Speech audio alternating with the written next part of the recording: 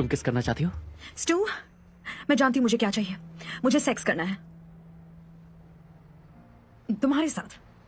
वाह, लेकिन नहीं कर सकता। सीरियसली?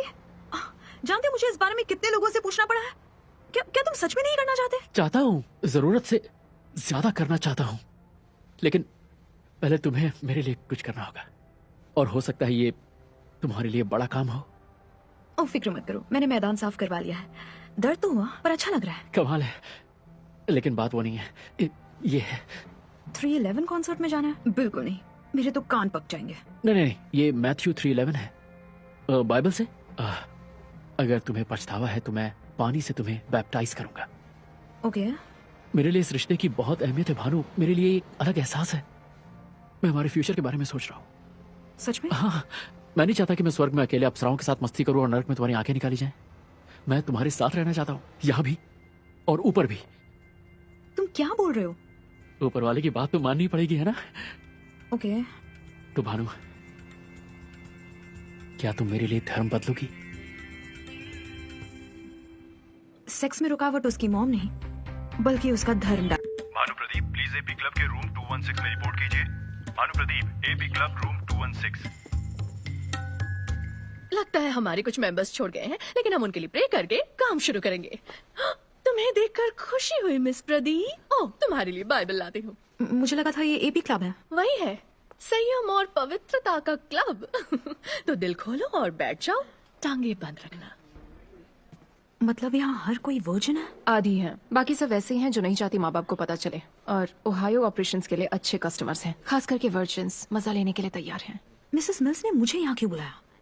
तुम उसके बेटे को चाहती हो? ओह हाँ, ये स्टू की मॉम है।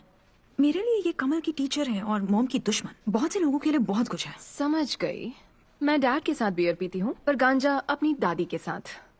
कूल, मैं जा रही हूँ। ये सब क्या है? ये बाइबल तुम्हारे लिए, मखमल के कवर वाली। मैं इसे विलॉर्ड कहती हूँ, जल्दी ऑनलाइन भी मिलने लगेगी। अच्छा सुनो, जानती हो तुम समझदार लड़की हो, और समझदार लड़कियाँ घपाघप के नतीजे के बारे में जरूर सोचती होंगी। आपका मतलब नर्क में जाना? ओह प्यारी भानु, पाप करके नतीजा भोगने के लिए मरने का इंतजार नहीं करना पड़ता। जल्दी बताओ क्या हो सकता है? Oh, herpes, pregnancy, sex tape leak होना। बहुत बहुत शुक्रिया ट्रैवर। और सबसे इम्पोर्टेंट बात, लेटने को तैयार रहने वाली लड़कियों की इज्जत लड़के नहीं करते। मैं याद रखूंगी मिसेस मिल्स, पर मेरे साथ कुछ नहीं होगा। चलो मुद्दे की बात करते हैं। मेरे मासूम बेटे स्टू से दूर रहना। ओके, बाइबल के लिए थैंक्स। और हाँ, वैसे बॉनी नाम ज्यादा अच्छा है, याद रखने में आसानी होती है। मैं सोचूंगी इस बारे में। अरे वाह, तुमने गोल्डन माइटामिक्स जीत लिया। देखो, मैं चाहूँ तो कुछ भी कर सकती हूँ। तुम्हें कोई शक है? बिल्कुल भी नहीं। लेकिन इस सब का कोई मतलब नहीं है।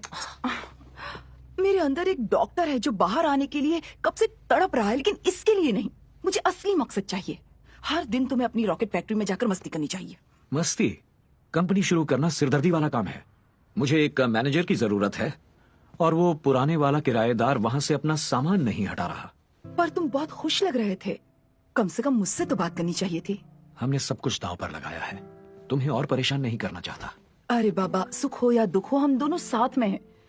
और मालिक से कह दो ना, जब तक जगह खाली नहीं होती तुम किराया नहीं दोगे। और अपने काम के लिए लिंक्डइन ट्राई करो। लिंक्डइन भूल जाओ, मुझे मैनेजर मिल गया। मेरे साथ काम करो ना। मुझे रॉकेट के बारे में कुछ नहीं पता। अगर तुम कचरे वाले को माइटेबल्स बेच सकती हो, तो बिलियनर्स को रॉकेट्स भी बेच सकती हो। तुम ये सब कुछ हमदर्दी के लिए तो नहीं कर रहे, क्योंकि मेरा मेडिकल करियर छूट गया? देखो, मुझे नहीं लगता तुम्हारे बिना मैं ये काम कर पाऊंगा। मुझे एक समझदार साथी चाहिए, और तुमसे बढ़कर समझदार और कौन होगा? जेनिस से तो समझदार हूँ ही। हर एक का अपना एक किरदार होता है, पर तुमसे समझदार कोई नहीं।